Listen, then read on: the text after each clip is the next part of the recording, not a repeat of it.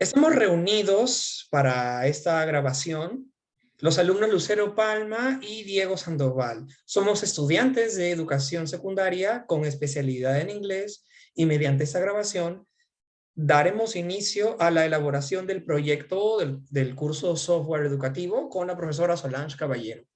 Abordaremos a continuación los distintos peligros en la red que amenazan el bienestar de los menores de edad. Como es ampliamente conocido, gracias al advenimiento del Internet, los y las estudiantes en etapa escolar pueden utilizarlo para fomentar su creatividad con el uso de las TIC. También pueden encontrar fuentes confiables para apoyarse en la elaboración de sus proyectos y tareas escolares. Asimismo, especialmente durante la pandemia, han podido seguir formándose en línea y a distancia. Y así podemos mencionar una serie de ventajas que el uso apropiado de Internet proporciona.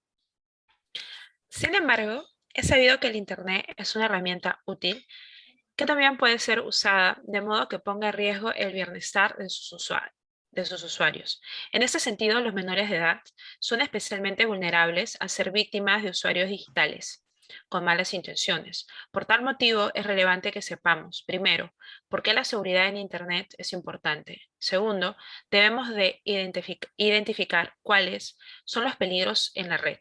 Y tercero, brindaremos consejos oportunos y hábiles para que todos podamos conocerlas y aplicarlas, no solo para no lamentarnos de hechos malos, sino también para compartirlas con los niños y los adolescentes, de modo que estas situaciones sean prevenidas.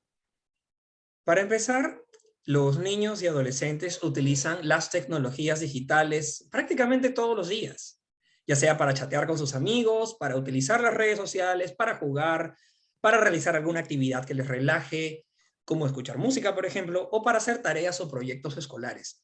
Muchas veces incluso los adolescentes buscan orientación en torno a salud mental o física. Y así como los niños, ambos grupos se expresan de diferentes maneras. En videos de TikTok, conversando con amigos, en juegos en línea, publicando fotos en Instagram y así por el estilo. Y cabe destacar que una gran mayoría de ellos realizan todas estas actividades sin una supervisión sana, apropiada, por lo que necesitan aprender a diferenciar contenido en línea que sea aceptable de aquel que no lo es. También deben aprender a conocer cómo comportarse respetuosamente en línea y evitar los riesgos en Internet. Ahora bien, hay cuatro tipos de riesgos en la red que a continuación detallaremos. El primero de ellos tiene que ver con los riesgos de contenido, es decir, material que pueda resultar repulsivo, incómodo o molesto. Y este suele encontrarse accidentalmente o quizá por recomendaciones de otros. Este tipo de contenido puede incluir pornografía o contenido sexualmente implícito en videojuegos, videos musicales o películas. Asimismo, pueden toparse con esos contenidos que contengan violencia real o simulada. Sitios de contenidos que atenten contra el bienestar del usuario, a saber como el consumo de drogas, la autoflagelación, suicidio o una imagen negativa del físico de uno mismo. El segundo tipo de riesgo se vincula más estrechamente con las tecnologías de la comunicación y es aquel que tiene que ver con los riesgos de con quién un menor de edad contacta. Siempre hay un riesgo de que haya adultos que se hagan pasar por niños, una práctica conocida como grooming, siendo que, de acuerdo al FBI, más del 50% de víctimas de explotación sexual tienen entre 12 y 15 años. Y por otro lado, según la misma entidad, un 89% de insinuaciones sexuales se suscitan en salas de chat o a través de mensajería instantánea. Esos groomers pueden llegar a convencer a adolescentes a encontrarse en la vida real. Asimismo, otro potencial peligro es que se topen con estafadores en línea.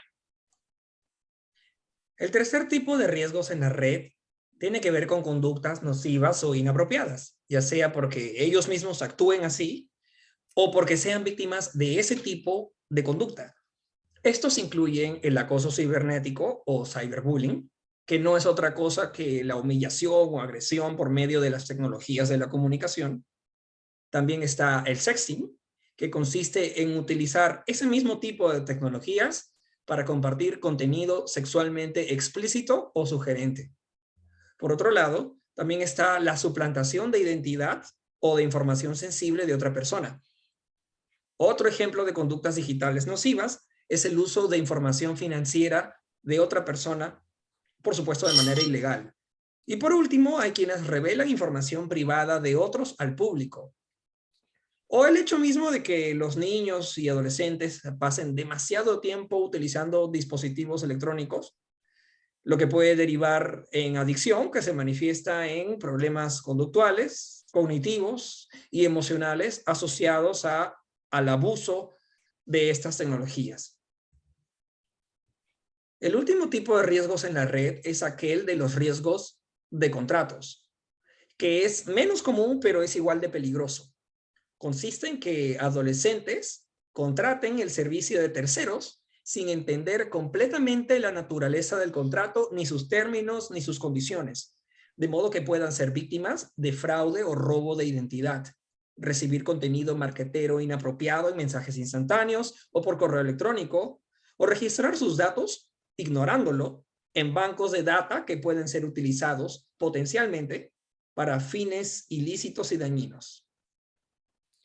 Debido a los múltiples peligros que supone no utilizar el Internet correctamente, ahora daremos recomendaciones generales para proteger y educar a nuestros hijos en la relación al uso del Internet.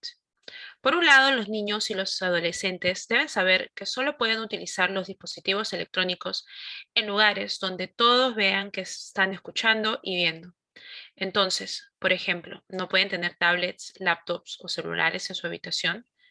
Otra opción es chequear el historial de videos o juegos que los pequeños hayan visto o jugado.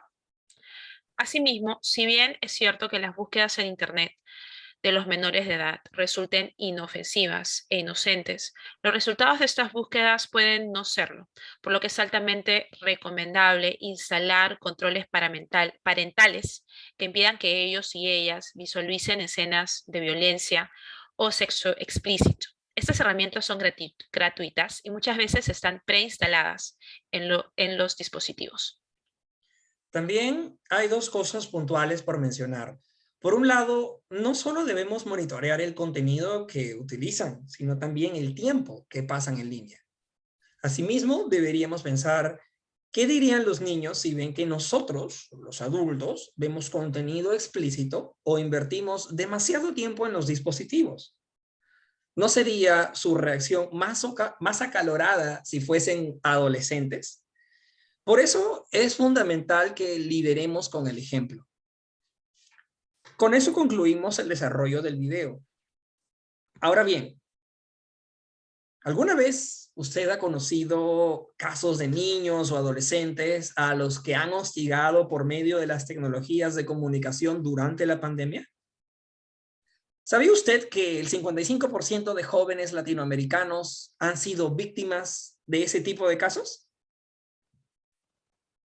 Nos referimos al cyberbullying o acoso cibernético.